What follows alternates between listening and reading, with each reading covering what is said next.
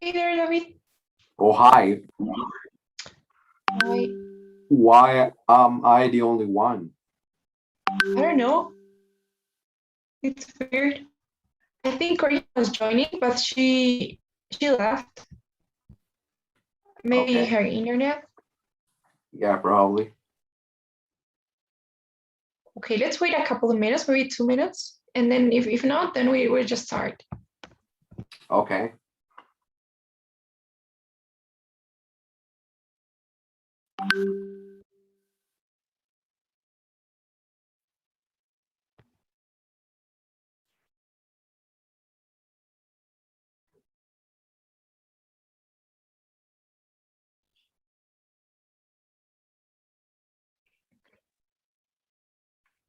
Right now it's okay, guys. So please turn your cameras on if they're not on already, and let's start. So today we're gonna be starting with the writing section. We have already covered the speaking so far, and today we'll start with the writing. So in the writing section, which is over 30, as all of the other sections, you have two tasks. So first you get the integrated task, and finally you get the independent one. And then you're pretty much done with the test, because you may know the writing section is the last one. So that's it. So writing two tasks, the integrated and the independent at the end. And today we will be looking at the integrated writing, the first one. And we will actually gonna take, we're actually gonna take two classes, well, not three classes for the writing section. So we're gonna do 1.5 class for the integrated and 1.5 for the independent. Okay, so today let's start with the integrated writing. Okay, so here in the integrated writing, again, integrated, if you guys remember those terms from the speaking section, it just means that you have to work with some info that they're going to be giving you, and that they're also going to be looking at your comprehensional skills. So what exactly do you guys need to do here in the integrated writing? So first of all, you will read a passage, a short passage, nothing that long, not like in the reading anyhow. So something like this. You will read this passage for 3 minutes. Okay? But don't worry, because the passage is going to stay there. So no matter, if you don't have to take notes, you don't have to memorize anything, because the passage will stay there all along your response. So even when you're writing your essay, you will be able to look at it and read it. So I think that's a really good thing that we have here. Now, after you're done reading, after the 3 minutes are over, you will listen to a lecture. And in the lecture, the professor will basically object everything you have read in the article. So you have the article, and then you have the lecture, which is the exact opposite of the article. And of course, you have to take notes in the lecture. You need to look for the most important points and take some notes. And because obviously you cannot listen to it twice. So careful with that. And after that, you get the question, which is always the same one.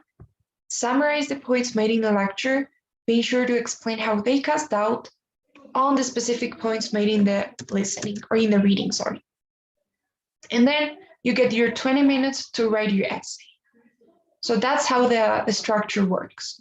You read a passage for 3 minutes, you listen to a lecture, and you get 20 minutes to write the essay. Okay, because you do need to write an essay. So is that okay so far? Any questions on like the technical part? This is how your screen will look like when you're taking the test. So you will have the reading on the left, and it's gonna stay there after you read, after you listen to the lecture. On the right, you're gonna have to write your essay, and on the up corner, you will have the timer so that you can organize your, manage it better. I don't know. So that's okay. Now, regarding the content, in terms of content, what exactly will you be reading? What will you have in the reading and in the lecture? So in the reading, I think you guys can be prepared, for the test, especially in this task, because you already know how everything's gonna be, how everything's gonna look like. So in the reading, you will always have 4 paragraphs, always. You will have 1 introduction, the first paragraph, and 3 body paragraphs. And you won't have any conclusion. So you have the intro and you have 3 body paragraphs. And actually, this is the way that you're going to be structuring your response as well. So it's pretty easy to follow. Now, in the introduction, somewhere in the introduction, you will find the main claim, okay, which is not the main idea, but it's the main argument made in the reading. So one way to think of this article, which is kind of like an essay as well, it's an argumentative text, okay? So the author of this reading is trying to prove something, is trying to convince you or persuade you of something. And you will find that claim at the beginning. So I'm saying claim so much. Do you guys know what a claim is? Anybody knows what a claim is? What's a claim?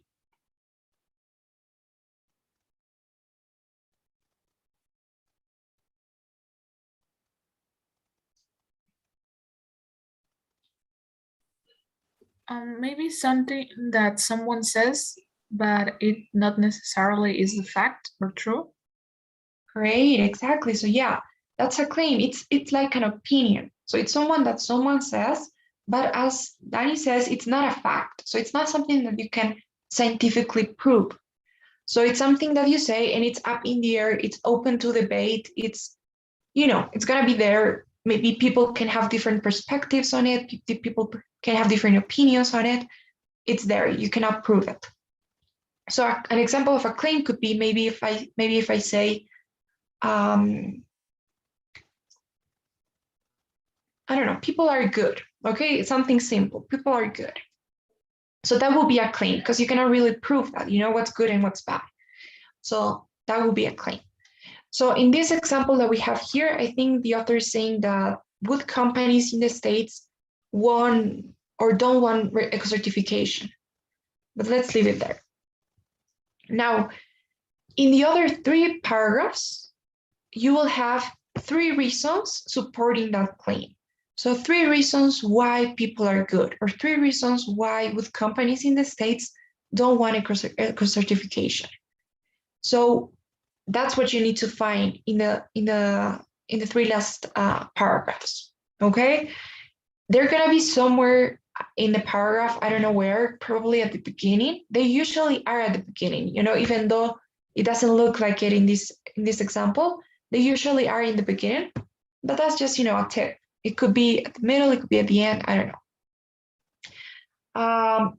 And those are just like reasons. So if I say people are good, then obviously I need to justify, I need to prove what I'm saying or provide evidence. So I can say people are good first because we are smart, second because we're empathetic, and third because we can create things, or we are, it's kind of the same as smart, but let's leave it there. Okay, so that's basically it. An intro and 3 reasons. Okay, obviously, maybe you may have some explanations, some examples, even some data like numbers, but it's always like those 4 things, a claim and 3 reasons. Okay, so that's it for the reading. Now, in the lecture, you will have the exact opposite of the reading. So if in the lecture the author says people are good, the professor will say the opposite. People are not good or people are bad. And you will also have other reasons supporting that claim. So people are bad because we're not smarter than animals. Maybe we're not, or other creatures are more empathetic than us. We're selfish. And third, because we're not that creative after all. I don't know. So, but basically the same, the opposite, but in the same structure. So here's a transcript from a lecture. And obviously you will not be able to read the transcript. So I cannot tell you will have 4 paragraphs or anything, but you will listen to it. So one thing you can do is pay attention to these transition words, like first off, to start, second point and third, or secondly, moreover, finally, lastly. Pay attention to those transitions. And also, believe me, I think it's going to be quite easy for you to understand the lecture once you read the article, because it's exactly the same, it's just the opposite. So it's pretty predictable. You're going to see with an example. It's quite easy, to be honest. So take advantage of that fact. Okay, so that's it. You have the reading, you have the lecture, and then in the question, let's read it one more time. Summarize the points made in the lecture, being sure to explain how they cast out on the specific points made in the reading. So I know that the question may look like you just have to focus on the lecture or just briefly mentioning the reading, but that's not the way to do it. The best way to approach to write your essay is the classical, traditional, conventional, and maybe even boring way, okay? So don't worry here's another tip, don't worry if your essay looks a bit boring, or if you think that the structure is a bit repetitive. That's the way, that it doesn't matter. This is not a creative essay, so it's okay, boring is okay. A lot of people have done it that way and have gotten perfect scores. So you can perfectly use the same traditional structure to write your essay. And I'm going to tell you what that is. So basically, what you have to do in your essay is say, the reading claims that people are good. However, the professor objects or argues that people are not good. First, the reading says that people are empathetic and we can feel each other's pain and blah, blah, blah. And then you say, on the other hand, the professor explains that other animals are more empathetic than us and they are less selfish, blah, blah, blah. Second, the reading explains that we are smart. However, the professor says that we're not. Okay, so you're just gonna do that, go hand in hand, explaining what both of them say, You don't have to give your opinion or tell me who you support or whose side you're on. You just have to think like a reporter and report everything. The reading says this, but the professor says that. The reading says this, but the professor says that. So that's it, Some tips I can give you: use reporting verbs in the simple present. So don't just tell me what it was about. You got to report. That's why I always say you're a news reporter and you're reporting the news. So the professor said that, but you don't have to use the past. So the professor says that, but the reading says that. Another tip, very important one, don't quote. Try not to use quotation marks and quote something from the reading or from the lecture. Please never ever copy and paste. That's something is tempting, You have the reading there, you may be tempted to be like, I don't know. The reading states that it is unlikely that wood companies in the United States will do the same for several reasons. It's very tempting to do that, but try not to. Why? Because vocabulary is part of the rubric. So if you just copy and paste, then how are they supposed to evaluate your vocabulary, right? So you just have to paraphrase everything. Look for synonyms, try not to use the same words, maybe change the structure of the sentence, do something, but don't quote or don't copy and paste. If you're not able to identify, or if you miss some part from the lecture, don't worry, because it's still the opposite of the reading, So there are ways to get out of that. So let's say you forgot or you weren't paying attention when they were mentioning the second counter argument. So you just think of the opposite as the second argument, right? Of course, you're going to be missing some important details and some important stuff. So try not to forget or try to take good notes and everything. But in case you do, in case something happened, then that's the best plan. finally, don't count the words. Please don't. There's not a requirement. So the TOEFL is not going to be like, you got to write 500 words or otherwise I will not be checking your essay. No. So of course they give you an ideal number, which is 250 ideally words, but that's not a requirement, so you can write less, you can write more. I wouldn't say the number of words you write is a good indicator of how good your essay is. Like you can write 800 words and say nothing, or write 200 and have a good essay. So just try to, instead of counting the words, you can count the paragraphs. 4 paragraphs, 1 introduction and 3 body paragraphs. And your paragraphs, try to make them at least 4 lines, 4 lines each, at least. And obviously you have to count the arguments, you have to mention everything that's important, and it's gonna be fine, So that's another tip. And regarding time, the biggest tip I could give you is, first, don't overstress about the introduction, which is what a lot of people do, especially in the independent writing, in the one that we're going to be looking at next class. In this one, yeah, some people do overstress about the introduction as well. It's not that important. The most important part is the body paragraphs, so focus on that. And another tip, always leave some time at the end to check your essay, to read it, to spell check, to proofread. You don't have automatic spell check.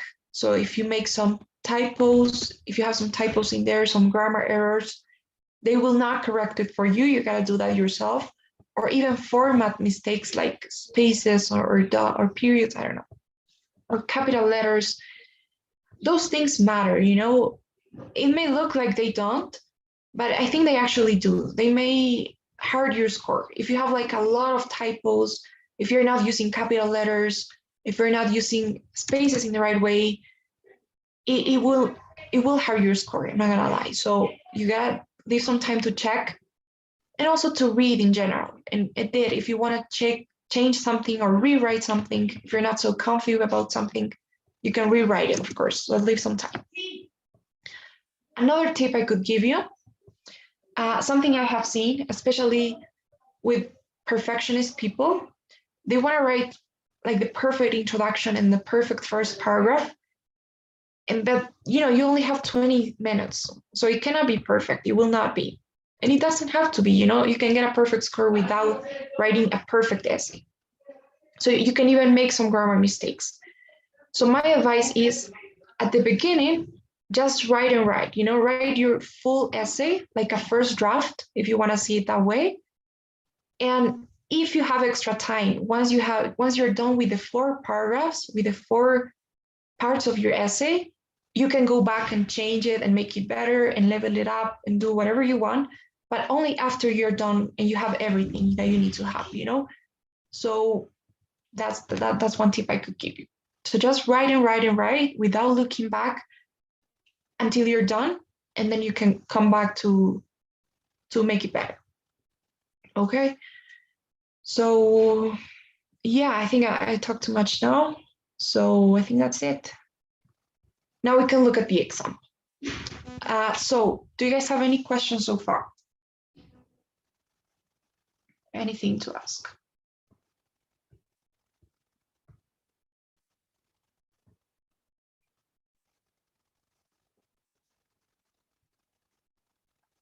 Okay. So let's look at the example. It's gonna get easier now. So here's the reading. I don't know what you guys prefer. Do you want to read it loud, or would you prefer to read it on your own, and then we will talk about it? I think, at least for me, it works better when I read it on my own. So let's do that. Please read this. I'll give you all 3 or 4 minutes, and then we'll talk about it. Okay, so just try to read this. Don't take notes, it's not necessary, but try to understand the main idea.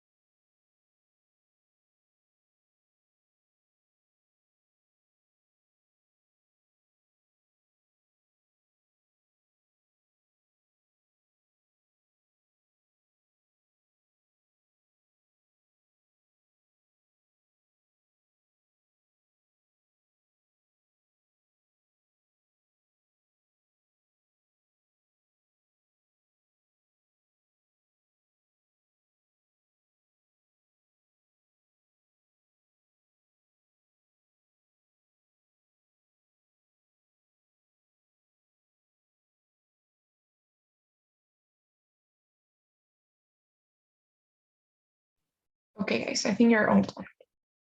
So, okay, so the first thing we're looking for here is the main claim.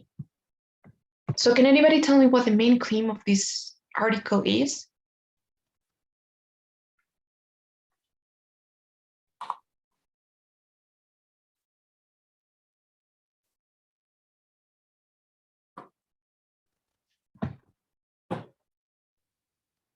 What's the main claim in this article? To put it in simple words, the main claim is driverless cars are good. Great, perfect. So yes, that's right. If you want to highlight one sentence, we'll say, they will have a positive impact on a driving experience, but you're right, they're good according to the author, according to this reading here. So I like that you said that they're good, because that is a claim. If you think about it, and this is a problem that I have seen personally, a lot of people would say, well, I think their claim is that the advantages of driverless cars, but that's not exactly a claim. That's more like a summary, It's not a full sentence. It's not an opinion. When you say the advantages of driverless cars, so what about them, But when you have like a sentence, they are good, or they will have a positive impact, a verb and everything, that is more like a claim, because that's an opinion. So it's different. Okay, good job. Now, what about the reasons that we have? The first one that we got in the second paragraph. So what's the first reason why they are good, or why they will have this positive impact? They are safer because they avoid human errors.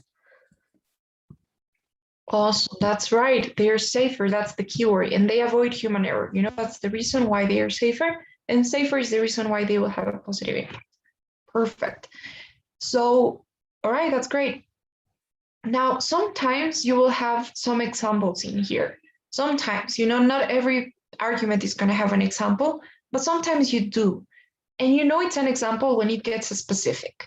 Like here, they're talking about vehicles in general, And when they get specific and they talk about a specific car that drove about 700,000 miles, that's very specific, So it's an example.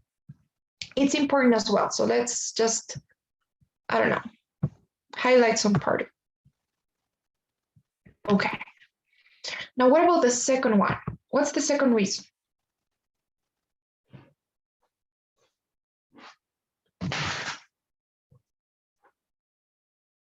What do we have here?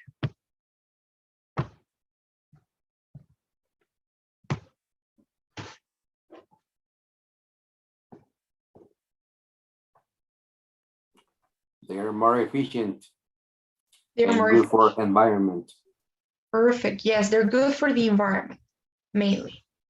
And why? Because they're more efficient. But the main thing is that they're good for the environment. Okay.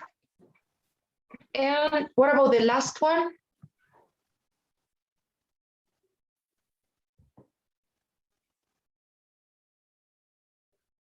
Help humans to save time. Perfect.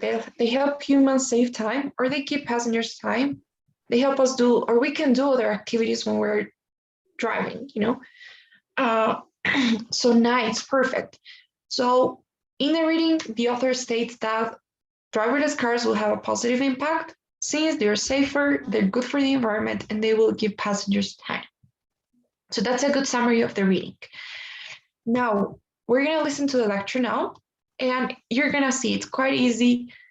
The argument, the main claim is going to be the opposite. So you know that already. You have to listen for it. It's going to be, they will have a negative impact, or they won't have a positive impact, or they may have some shortcomings. I don't know. I don't know how the professor will explain this, but I know what the argument is going to be. It's probably going to be that they're not safe, or it's going to be on safety. It's going to be on the environment, and it's going to be about time. So we know that already. You just have to listen for it. You're more like an active listener in this case. You're not just listening for whatever can, I don't know, like something, the unexpected. You already can expect what you're going to be listening to in the lecture. So let's listen to it. Please take a piece of paper and a pen and take some notes.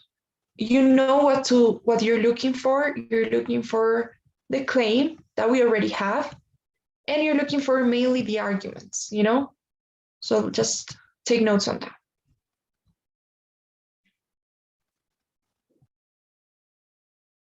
Now listen to part of a lecture on the same topic you just read about. A lot of people are very excited about driverless cars, but most of the media attention ignores the problems with driverless cars. The author seems to believe that autonomous cars will cure all of our driving troubles, when nothing could be further from the truth. Take the idea that driverless cars will be safer. Remember, all computer software is designed by humans. So any type of automatic guidance system within driverless cars will be prone to error. For example, the driverless car mentioned by the author, the one that drove over 700,000 miles without an accident, actually hit another car just last month. It was all over the news because it makes everyone doubt just how safe driverless cars actually are. And what about the idea that driverless cars will reduce pollution? Well, some studies suggest that more people will begin to drive once driverless cars become available. Since people will no longer need a driver's license to get behind the wheel, age restrictions for both young and old will no longer matter. More people will be on the road, and it will increase the amount of cars. Pollution levels may actually increase with driverless cars, even if they drive in a more fuel-efficient manner. As for the extra time the driverless cars are supposed to give us, well, that may be such a benefit after all. You see, most people nowadays find driving relaxing. They enjoy driving their car while listening to music or talk radio. It's a welcome distraction from the usual routine. Once people start to use driverless cars, it becomes another space to do work or watch videos, which is how most people already spend most of their day. I'm afraid that this extra time in driverless cars will just be another way to work or waste time. Now, answer the question. Summarize the points made in the lecture, being sure to explain how they cast doubt on the specific points made in the reading passage. You have 20 minutes to write. So, this was actually a nice example. It was an easy one, but it's good to start. So I forgot to mention this, I think. The types of articles or tasks that you may have. So in this case, the reading is supporting something, driverless cars, and the professor is against something, right? Or objecting something. So that will be like supporting an idea or supporting a new technology. A theory could be, maybe they're supporting the theory of evolution or supporting a point of view. Maybe they're supporting abortion or Christianism or euthanasia. I don't know, probably not that complex, but something like that. You may also have some like proposals. So maybe the reading can propose a solution to a problem. Maybe the reading is proposing the use of solar energy to solve climate change. And obviously the professor will be against that, for several reasons. Or it could be, this is the hardest one because it's in the past tense. So it could be speculations on the past. Like maybe the reading says that, I don't know, some character in the past, let's say Cleopatra, had married before or hadn't or wasn't married. Yeah, so the reading is speculating, Cleopatra was married because of this and this and that reason. And the professor will be against it. We'll say, well, I think you're wrong. We have evidence that she was not. So those are some types of articles you may have. And yeah. Okay, but moving on though, going back to this task. So let's talk about it. We know already what the claim is, right? That these cars are not so good after all. Okay. Now, but what about the arguments? So who can tell me what the professor thinks about this, about safety? Are these vehicles really that safer? Or are they actually safer than other vehicles?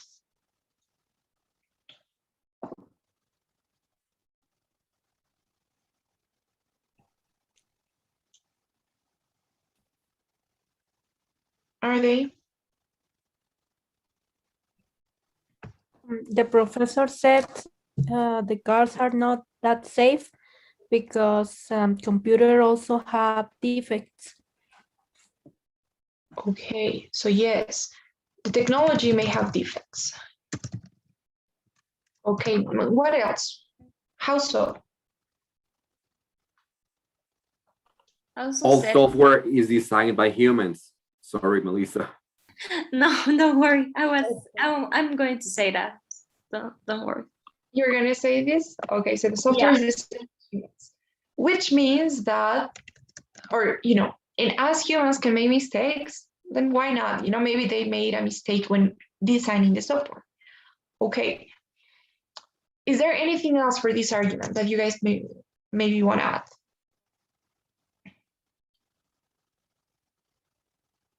What about the example? Do we have anything or any other example here?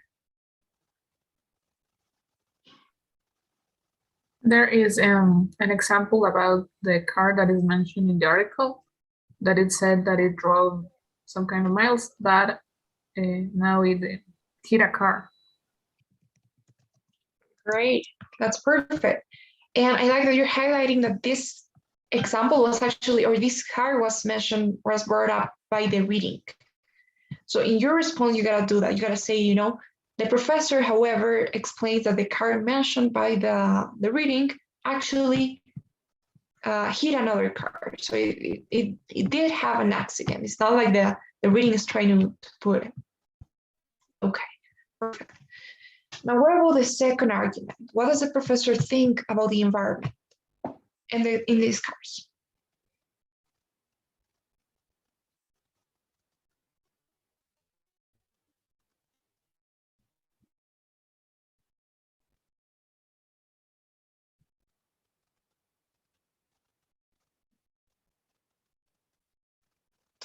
Are they good for the environment?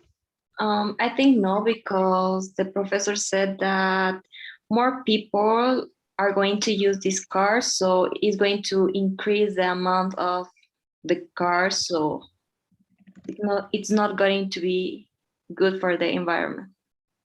Perfect, that's right.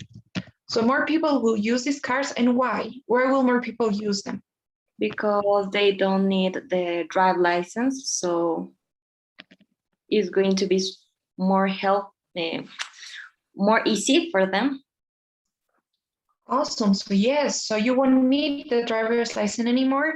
So maybe kids and old people are going to be driving out there, which means more cars, which thus means, I think more cars and ends up meaning more pollution, right? So it's actually not going to be that good for the environment after all. Okay, nice. And finally, the third one, what about time? Isn't that a good thing?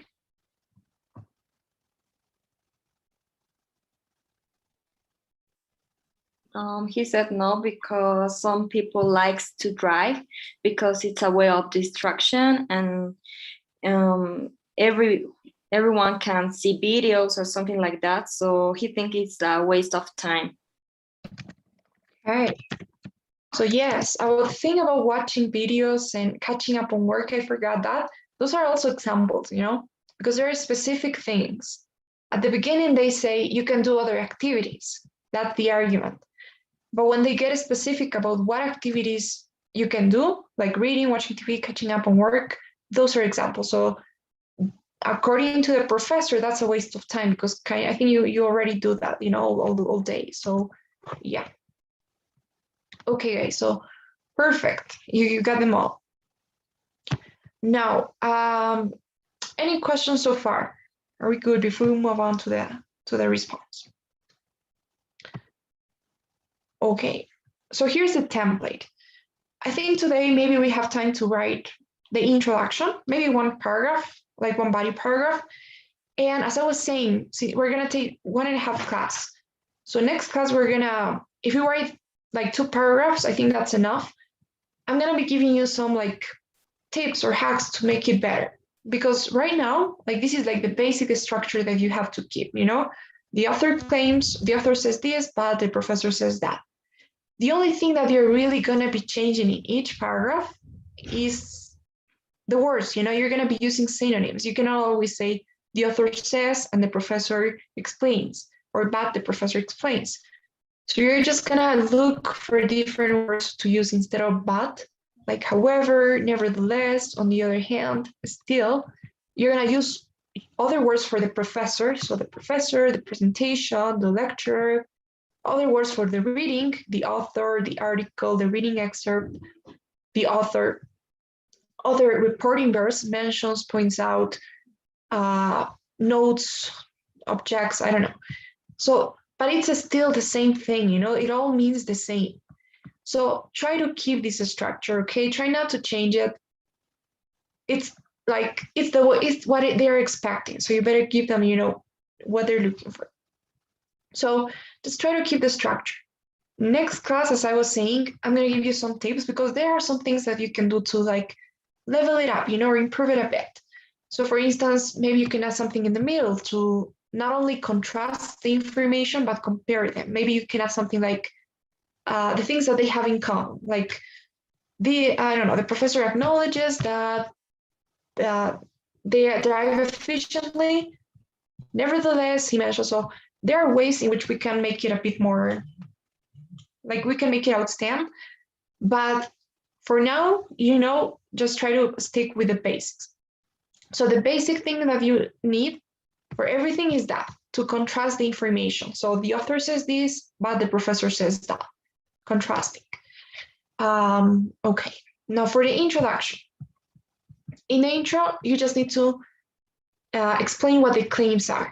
So you need to tell me what the author's claim is and the professor's claim. Please don't summarize the arguments yet. So try not to summarize them like the professor argues that they're not so good since they're not good for the environment, they're not safer, and they're not, or the time is useless. Try not to do that, okay? In the intro, please try not to summarize them. It's not necessary, and it's just gonna make you sound a bit more redundant. So you will mention them, so that's okay.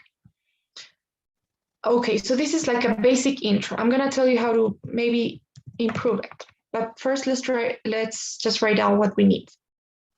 So you can start by saying something like, the author claims that, and then you just tell me what the claim is, this one here. Now, of course, as I was saying, you need to paraphrase it. You need to use your own words. So maybe we can go with, I don't know. Natalia, how would you paraphrase this? So what would you write at the beginning? The author claims that, so how would you tell me driverless cars will have a positive impact on our driving experience, in other words?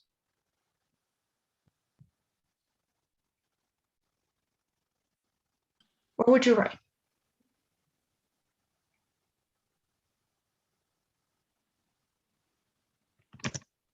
Can I read the passage 1 minute, please? Sure.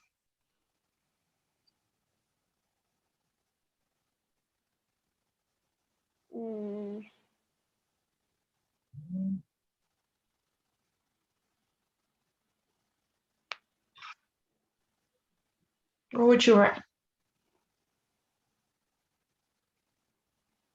I'm not very sure. Just change a word or two, maybe. I don't know.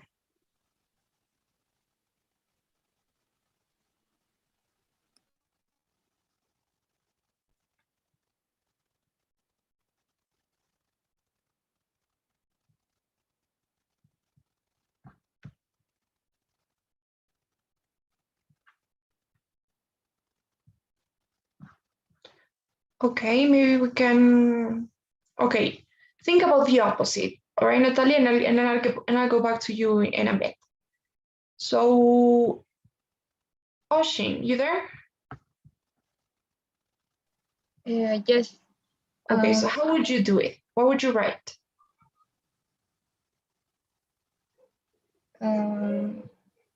Maybe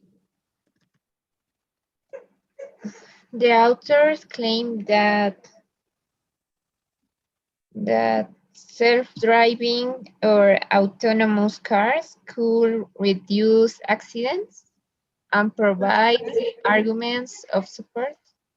Okay, Oshin, that's good, but I think you're getting ahead. You know, you're talking about the first reason already. And at the beginning, you don't need to mention any of the arguments. You just need to tell me the claim in general. So the author claims that self-driving cars will have a positive impact on our driving experience. You just need to use different words to say the same thing. So what would you say? Without mentioning accidents or safety or the environment or time.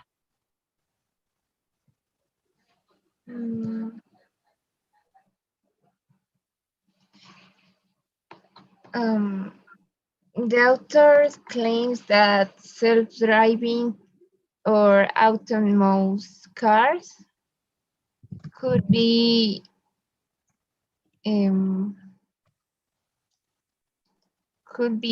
beneficial for for people. Okay, for people, for society. Nice. Users. I'm sorry? For the users. For Maybe. users. Okay, yes. Yeah, but not only for the users, you know, but because it's also kind of like for everyone in general, because it's good for the environment, it reduces accidents.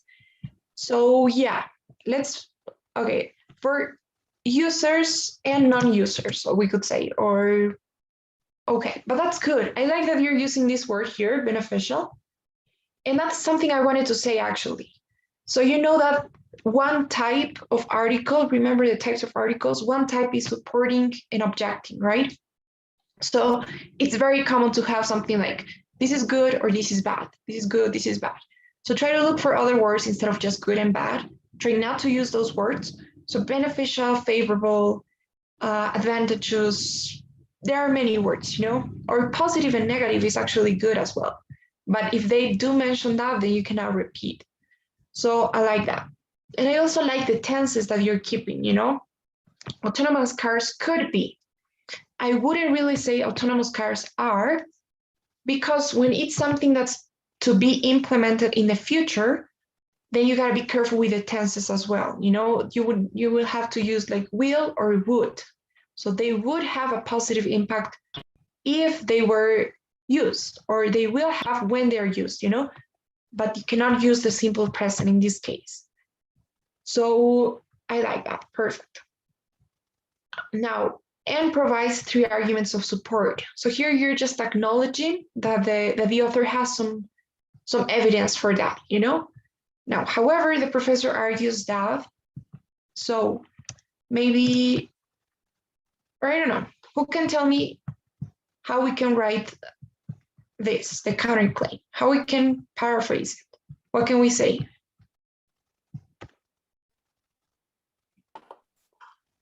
However, the professor argues that this would lead to the opposite effect. This would lead to the opposite effect. Okay.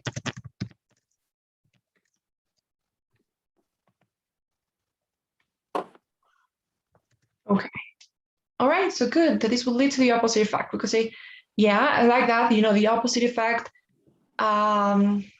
Okay, you can also use some adverbs. That's one tip, you know, to emphasize things, you can always use some adverbs. So something like truly, actually, so that this would truly or in truth lead to opposite effect, or that this would unfortunately lead to opposite effects. So those adverbs, they kind of, I don't know, they emphasize facts and they make you sound more, or they make your writing a bit more fancy or fancier. I don't know. Like this would unfortunately lead to opposite effect. You know, it just sounds a bit more complex if you want. So that's good. Objecting each of the author's arguments. So as you can say, that's quite easy, you know, to write an intro. It has 4 lines. If you guys want to make it better, now this is like the basic thing that you can do, right? If you want to make it better, and this you can do this at the end when you're done writing your essay, you can come back and make your introduction better. At the beginning, you can add some context. So you can, instead of starting right off with the claims, you can say something like, Okay, let's write it here. You can say something like the lecture, so you're giving contents, the lecture or let's say the article, the lecture, both discuss. You can say the article and lecture both discuss, and then you tell me what the topic is, right? Not the claim. Both discuss driverless cars. So this is the topic, you know? And you can also give, if you have any definition in there, you can also put it there, you know, if you have time, you know, this is always at the end, okay? The tips that I'm gonna be giving you next class probably are gonna be to, you know, some things that you can add at the end when you're done writing the whole essay. So if you have extra time, you can do this. So you add the definition, like driverless cars, which are drives that, or cars that can drive themselves, or cars that can drive without input from a human. You paraphrase that, you know, drives that don't need a human driver, or cars that don't need a human driver, or things like that, you know? So let's just write that. For vehicles, let's say. I don't know. Don't require a human driver. Okay. So I'm giving context, you know, at the beginning. The article and lecture both discuss topic, driverless cars, and context, which are vehicles that don't require a human driver. And now you can use this structure here, you know, whereas the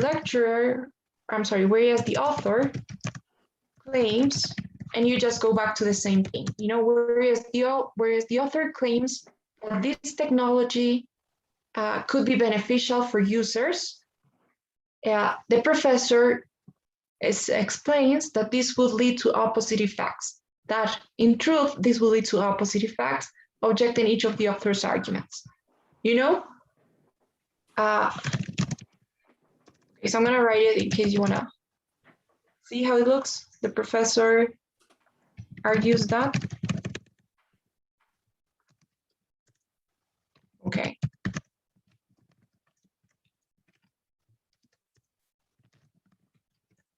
So it will be something like this. All right, so these are things that you can do at the end. You know, in case you want to give a bit more context, you want to make it a bit longer, you can do that. All right, guys, so do we have time?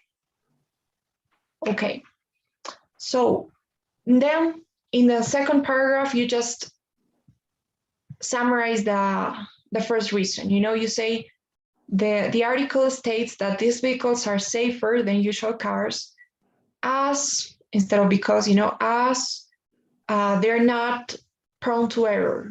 I don't know. However, the professor, nevertheless, the professor explains that they are prone to error since they are designed by humans and humans can make mistakes and blah, blah, blah. So I think we're gonna continue next class. We're gonna write one paragraph, one body paragraph, and I'll be giving you some like tips, some words you can use, some other reporting verbs that you can use, maybe transitions, I don't know. And like basically like just some tips to level it up. But that's what we're gonna be doing next class. So far though, for now, do you guys have any questions, any comments, anything to ask about this task?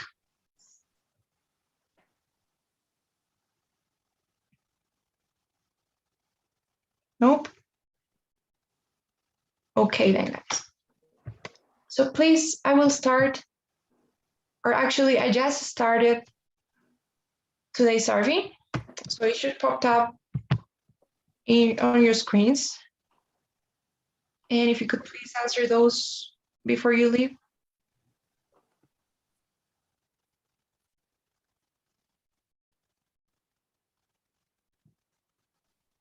Okay, so now I got it.